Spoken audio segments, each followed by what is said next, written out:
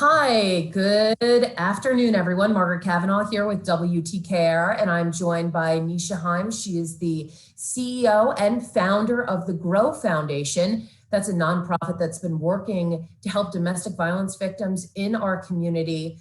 You guys are coming up on your 5th year anniversary, is that correct? Yes, in August will be 5 years, yes. Wow, how do you feel about that? It's amazing because I know from what I've been told, the first 5 years of having a nonprofit organization is like the hardest, so just to be able to meet that milestone, it feels great. Yeah, Neisha, you are a survivor yourself. I know we've done a bunch of stories with you. You have a lot of experience with what you're trying to help many of the people in our community deal with. Right. Right.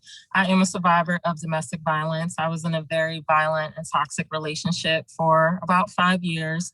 And then even after leaving that relationship for the last time, I still dealt with some things as far as trying to get away from it for good. So just to experience something like that, I mean, there's really no words for it. You feel like you're by yourself. You feel like nobody's going to understand. There's a lot of self-loathing, a lot of loss of self, no self-esteem.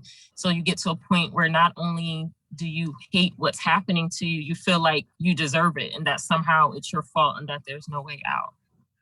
And is that what you hear from a lot of the survivors in our community that you help? Is that what you, like a common denominator?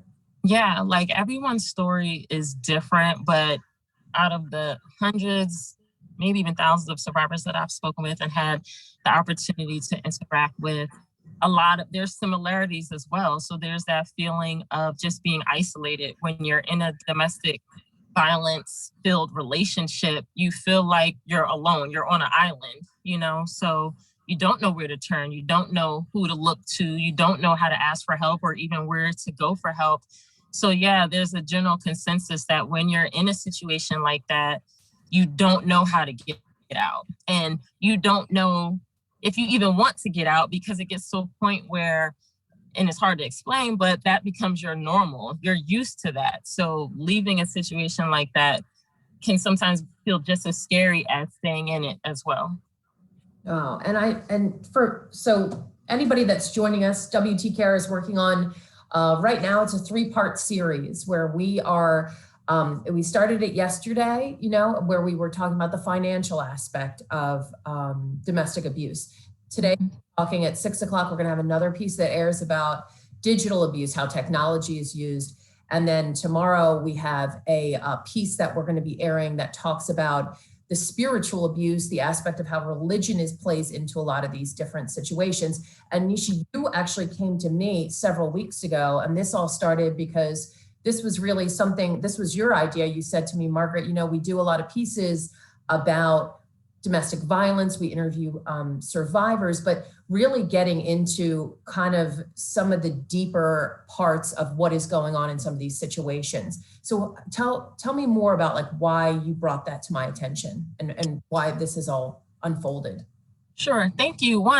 Thank you for doing this, because how we combat domestic violence is by talking about it and is by bringing awareness to it. And one of the biggest misconceptions about domestic violence is that, one, is just so easy to just leave. And then 2, that there's only like one main type of abuse, and that's physical abuse. And that's the abuse that we can see, evidence of, whether it's the black eyes, whether it's the broken bones or the bruises, things like that. This is what we can see. And we can see that there is something wrong, but we cannot see emotional abuse. We cannot see verbal abuse. We cannot see financial abuse and digital abuse and religious abuse and immigration abuse and all these different things. So it's like one of those things, if you can't see it, it's not real. And that's not how it is. So with financial abuse, that's prevalent in 99% of domestic violence cases. 99%. So while all the other forms of abuse occur, which is what generally domestic violence is, it's several different forms of abuse, if not all of them, just occurring at the same time. So it's not like you're just getting beat physically and then you're not dealing with emotional abuse, you're not dealing with the verbal abuse, you're only dealing with one specific type. No, it's normally, oftentimes, several different types of abuse occurring at the same time. So with financial abuse, something I always ask people, and I challenge them: if you had no money in your pocket, if you had no money in the bank, or you didn't have access to your bank account, if you didn't have a car in your name, or you didn't have gas in your car, if you didn't have a house in your name, or your credit was shot, how many of us, if we were in danger, could get up right now and then go to an entirely different city or state, if that's where our support system is, and start our life over? I know I couldn't. If I just found that I had no money at all, but I have children, I have pets, and I need to leave, but I have nothing and no resources available to do it, that makes it very difficult for someone to get to safety. You know, if you don't have the resources to do it, if you don't know of the resources. When I was in my situation, I didn't know of the resources in the area. And the one resources that I did know about, I called them and they didn't have room in the shelter. So I went back. And it was the one time I mustered up the courage to ask for help. And it was, you know, we don't have any room. You know, knowing more what I know now, I understand the dynamics of how that works. But at the time, when you're afraid to go home and you don't know where to go and you're too embarrassed to tell your family, you don't want to tell your friends, and again, you don't know what to do, then the easier thing to do is to go back. The most dangerous time for a victim of domestic violence is when they're trying to leave or when they have recently left.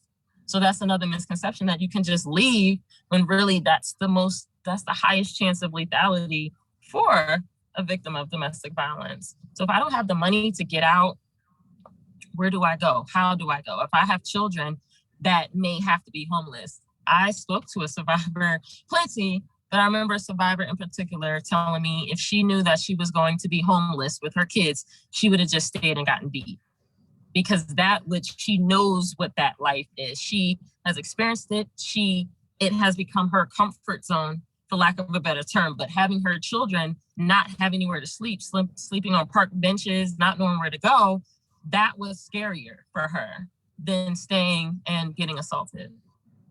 Yeah, and I've heard people say that as well. They, believe, but it's just the certain aspects of it, you're leaving, and it's so difficult for some of these people. And, when you brought up the financial part of it, financial abuse aspect of what goes on. I mean, it's not just one thing. There's so many different ways, which you have, there's information, but when we talk about this, could you explain the different types of financial abuse that somebody could endure, that you've heard people in our community that are dealing with?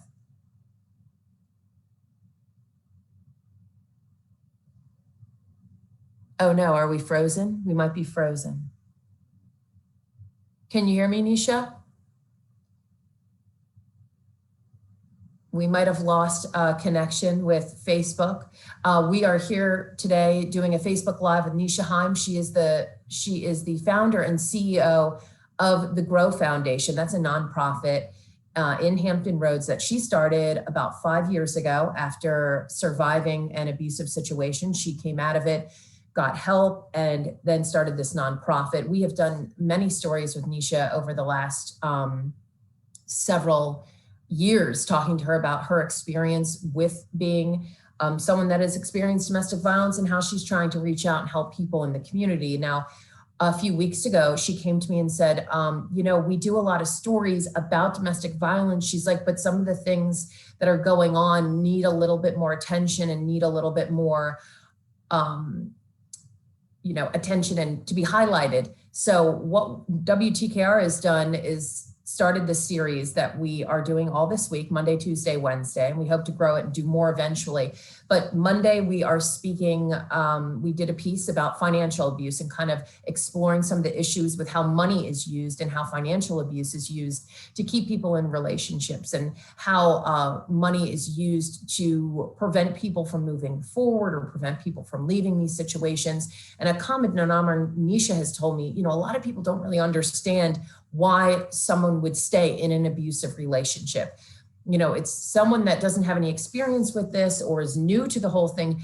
It's very difficult for them to understand, like, well, why would you stay? But there's a lot more to it than what you might realize if you've never endured something like this or never witnessed a loved one go through it. So Yesterday, we spoke about the financial aspects. We interviewed a woman, CJ, who talked about her experience, what it was like for her and her relationship and some of the issues and how money was used to prevent her from really doing anything. She said she had to account for every time she spent a penny. Everything had to be accounted for in a receipt, and she had absolutely no control of any finances in the family.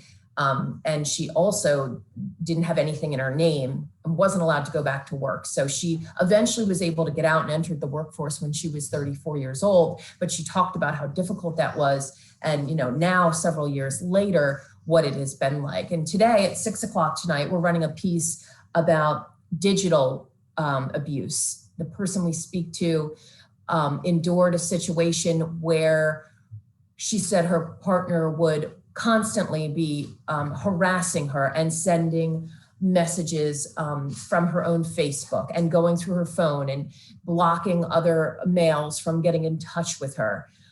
Something else that Neisha has said so many times too is that it isn't just, you know, women being abused. She's like, people on all different types of relationships, different genders, different groups. This isn't something that's just one group. It's a lot of different people that face this kind of abuse in our community.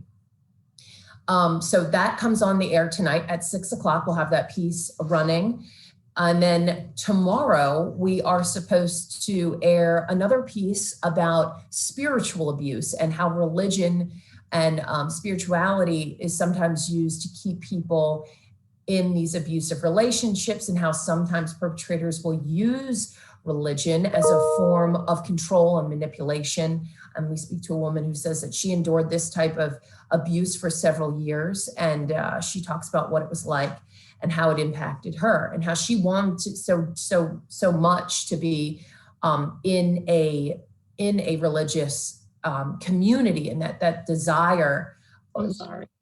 Back. Wonderful. Sorry. I'm sorry. My iPhone got too hot. No, like, that's okay. I know, no, I hear you, the technology, but speaking of technology, that is the piece that will air today. Now, and you have, you know, done a lot of work with this and understand how the technology has been used in a lot of, for good purposes and then also, you know, bad. So if you could, Neisha, explain to people, I was kind of filling them in on some of the pieces that we've been working on, but how technology and the digital aspects of abuse, what would you say are some of the biggest things with that? Right. So digital abuse is using technology to bully, harass, stalk, or intimidate a person. So if I can use technology to monitor where you're going, who you're talking to, when you're talking to them, then that's how I can control you. So it's often used in ways, and it's very prevalent with our teenagers because they're addicted to their electronics, right? So if I can monitor who you're talking to on your cell phone, who you're talking to on social media, if I'm asking you to delete your friends of the opposite sex, stop following them, if I'm demanding the passwords to your phone, to your email, to your social media accounts, using apps like the Ring app or GPS trackers to monitor your whereabouts, where you're going, these are all very effective forms of digital abuse. And that Ring, I mean, when I go to people's homes, knock on their doors or, you know, whatever, and I've seen, you know, the ringtones can be used for a lot of good purposes. You can see who's you know, coming and going on your property. But that was one aspect that you brought up that I found so interesting, that, you know, sometimes there are people that are in their homes that are being monitored by somebody who can see when they come and go, and how that can be used as like a way to control what somebody's doing, like watching them, you know, while they're. So if I can see when the mailman or the UPS driver or Amazon delivery person, and I can accuse you of talking to the mailman or the delivery guy too long. And it's, how do you know this? Well, I was watching on the Ring app, you know, I was watching right from my phone. So that's a way you feel trapped in your own house, essentially. Wow. And then tomorrow at 6 p.m., we're going to be airing the piece about the spiritual abuse, religious abuse. What have you seen in our community with what is happening in terms of that aspect of abuse? So religious abuse is basically an abuser will use the victim's beliefs to control, manipulate, isolate them. So I've spoken with a lot of survivors who say things like, I'm a Christian, I don't believe in divorce, I'm Catholic, I don't believe in divorce, things like that. So I'm just gonna pray my way out of it. There's a higher power and they want me to, I'm just gonna keep fighting for my marriage. And that's not to knock anyone's religion or what you believe what you believe, but there's no religious text that I know of that says abuse is okay. So when you have your abuser say things like, you're going to hell if you get a divorce, you try to leave me, you're supposed to submit to me as your husband, that, and using scriptures or different religious texts, or not letting you go to church to pray or to the mosque or to the temple, things like that. These are all ways to control and manipulate someone using their beliefs against them. So there's been times where I've spoken with survivors and they went to their pastor or they went to their faith leader, and maybe the person didn't know how to offer assistance or just had their own viewpoints about domestic violence. So then when you have the person that you go to for religious, guidance and spirituality, say, well, just pray about it. Or what did you do to make this person upset? That puts you in a place where you're just like, okay, it is my fault because I went to this person that is my spiritual, where I received my guidance, and they asked me, what did I do to make my partner mad? So it's just another way, and it's a silent way to make someone, feel inferior and insecure and afraid. If I can pull out scriptures and things like that and use it against you and flip the meaning so that you figure that the abuse is your fault and that you did wrong, then it's a win-win situation for the abuser. Wow. And anybody that's just joining us, this is Neisha Himes. She's the founder of the G.R.O.W Foundation, a nonprofit in Hampton. She's been working for 5 years in our community, helping many, many victims through this process of trying to leave and getting them the proper resources. I know it's an uphill battle that you do, but if anybody has any questions for her or comments or anything they'd like to include, please feel free to post the comments in our chat as we're monitoring what people are saying. We have somebody that wanted to join your foundation. So that's as like a volunteer, yes. Please visit our website. Please, our information is up there, www.growfoundationva.org, VA as in Virginia. And you can go up to the top, the little tabs that says Help Grow, and there's a volunteer application there, just information about us on the website as well. Wow. And you guys have some events coming up, don't you? Yes. So I'm excited because now the world is opening back up and I'm able to get back on track with all the things that we love to do. So one, we're doing our Summer Days ice cream giveaway. This will be the 3rd year. We didn't get to do it last year, but this is where we book an ice cream truck or a snow cone truck, and we visit the different domestic violence agencies in the Hampton Roads and treat the kids, parents, and staff to free ice cream, whatever they want. So just to see kids come running out when they hear the ice cream man. And that was my thought process. I remember being young and running out to the ice cream truck with my sisters. So for me, it was just to be able to give the kids a sense of normalcy in an otherwise difficult time. But just to watch them running out to the ice cream truck and, getting one ice cream cone, 2, 3, or whatever they want. I mean, it's a great feeling. So we've so far scheduled transitions, YWCA, and her shelter. So I'm looking at scheduling the other shelters in the area. And then we're having a big celebration for our 5-year anniversary, which will be our Square Up Surviving the Ring and Yourself, which we collaborate with Matchbout Boxing Facility, who's been a great supporter and sponsor for G.R.O.W Foundation. And we're inviting survivors to come out, supporters, and we got a very special guest that we're flying in. I don't want to give too much on that yet, but she'll be a keynote speaker. So really excited about that as well. And then, of course, we have our domestic violence support group that's once a month held at Matchbout Fitness. And it's called Growing Fighters. And that incorporates a 1-hour therapy session. So we have a licensed professional counselor who facilitates it along with me. And then the second hour includes boxing training facilitated by Matchbout. And we've done, WTKR has done some pieces with you. You have used boxing as a way to, as a form of therapy. Is that correct? Yes. You've endured as a survivor. Tell me what that's done for you and more about the aspect of the boxing. Yeah, sure. I feel like when you survive any type of trauma, you need something. Like you need your something that will help you in your healing process, because it's not easy. Healing isn't linear. So you find yourself having good days, you find yourself having bad days.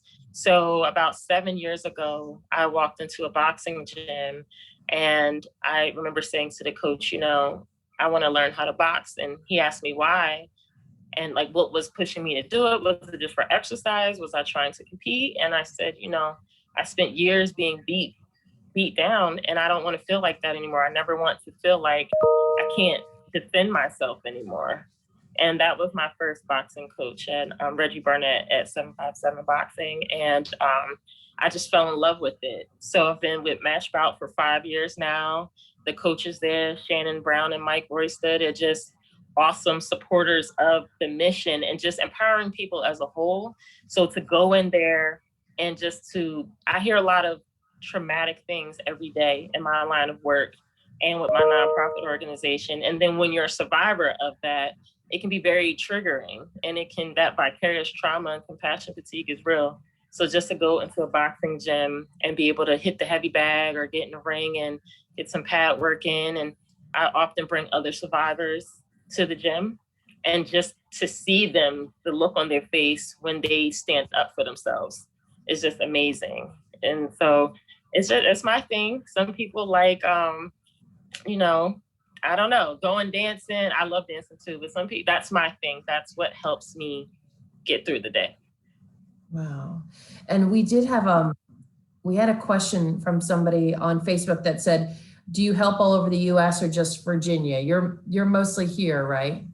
Right. G.R.O.W is also registered in New Jersey, which is my home state. So we do help survivors there as well. It's just more difficult because a lot of it is virtually and then linking with resources in that area.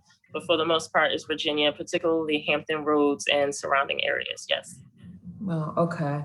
But I'm sure if we could send this person, if they need some, direction where Yes. I've had people from all across the country reach out. So even if it's something that my organization can't directly do, like let's say put you in a hotel or something like that, I still will talk to survivors from anywhere and at least try to point them in the right direction, because I remember what it was like, not knowing where to go, not knowing who to call. And I would hate to be like, oh, well, you live out of state, so I can't help you.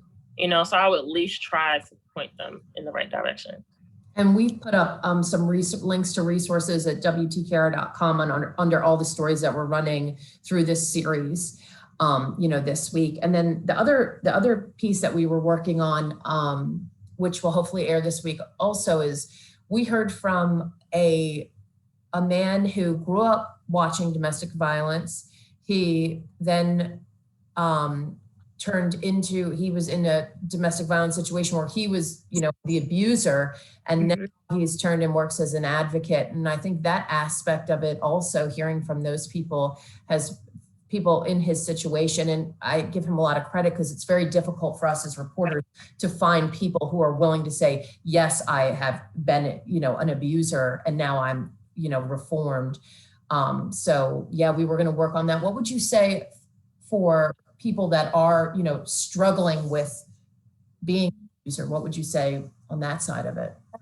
So the thing is, it's a vicious cycle. And if you would have asked me years ago, do I think offenders can change? Years ago, before getting into this work, I would have said no.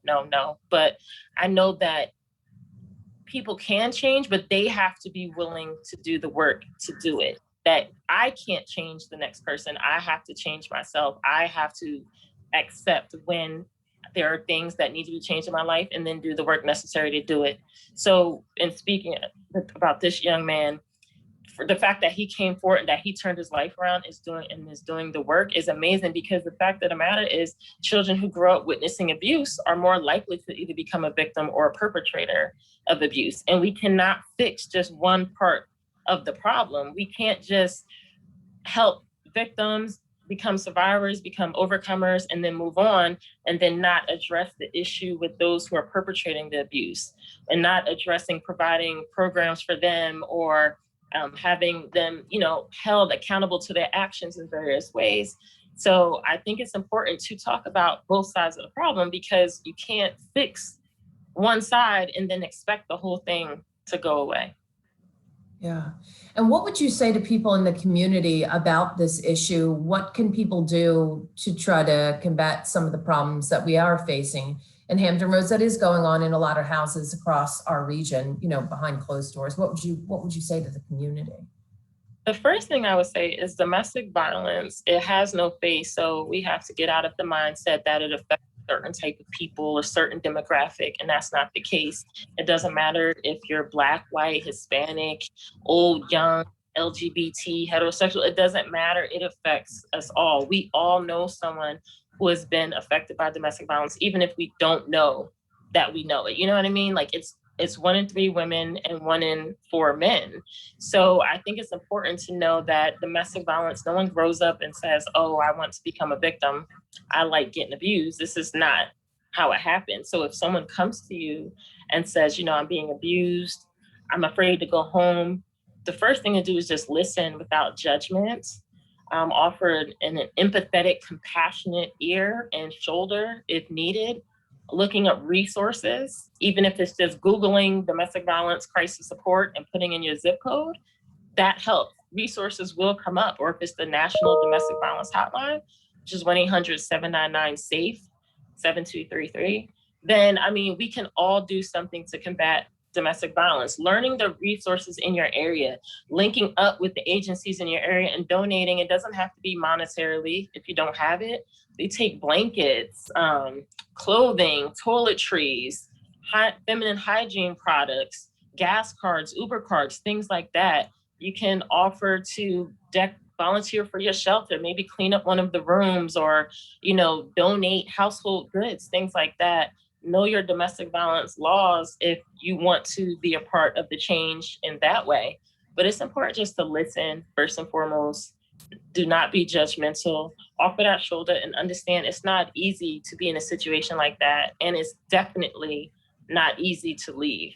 And you don't want to be the person that they feel like they can't come to, because you may have just been the one who would have been able to plant the seed to give them the courage to leave. It takes a victim an average of 7 to 10 times to leave for good. So that doesn't mean that they're assaulted 7 times and then they say, you know what, I'm done. I'm good now. They could have been assaulted 3 times before making the first attempt, 4 times before the second attempt, 10 times before the third attempt. So that takes courage. And if we don't help, and if we don't empower and don't encourage, then we're just feeding into the problem. And you can see more of Neisha and some of these pieces that we're working on. We have a piece airing tonight at 6 o'clock. And of course, it'll be on WTKR.com after.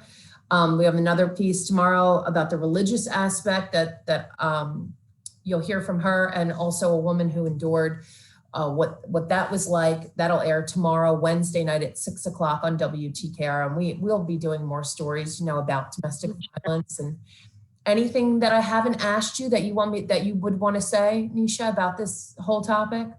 No, I'm just thankful for you just using your platform to bring awareness. It's needed. I'm sure I'll be reaching back out to you with another, hey, we need to talk about this. We need to do this. But I think it's needed. And the more that we can engage the community and educate, then the better chance we'll have to fight it. So thank you.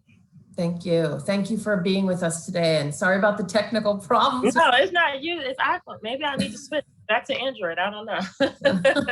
That's how it goes.